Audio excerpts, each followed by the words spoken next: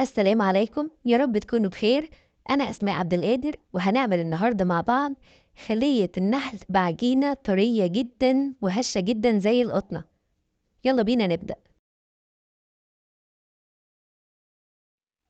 المقادير هتلاقوني كاتباها في صندوق الوصف، وهي عبارة عن كوباية إلا ربع لبن، 2 معلقة صغيرة خميرة فورية وربع، أو اللي هو باكو الخميرة الفورية 11 جرام، 2 معلقة صغيرة سكر، وبيضة.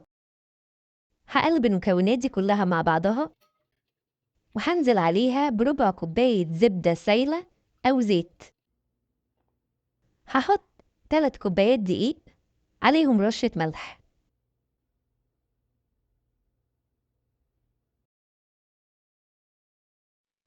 هبدأ أمزج المكونات علشان أبتدي أعجن.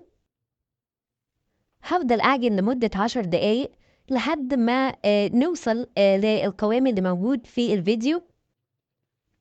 وأنا بلم العجين مش هحتاج أكتر من معلقة كبيرة دقيق كمان. كده العجينة جهزت. هديها بس مسحة زبدة أو زيت، وبعدين هغطيها لمدة ساعة علشان تخمر.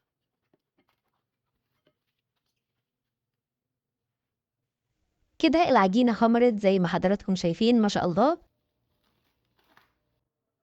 هبدأ بس أفرغ منها الهواء، وبعدين هلمها بس يدوب علشان أبدأ أشتغل فيها.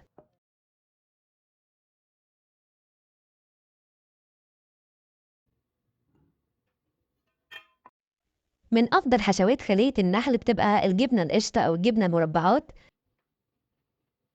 بجيب قطعة الجبنة الواحدة بقسمها 4/4. هبدأ بقى أشكل العجين في صينية مدهونة بمسحة زبدة أو زيت. هجيب قطعة عجين وأبدأ أحشيها بالجبنة زي ما حضراتكم شايفين.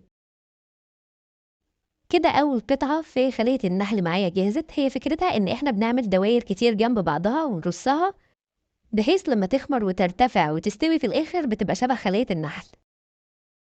بحاول أقفل كل قطعة على الجبنة كويس، بحيث الجبنة لما تيجي تسيح ما تنزلش من العجينة وتبوظ الشكل النهائي.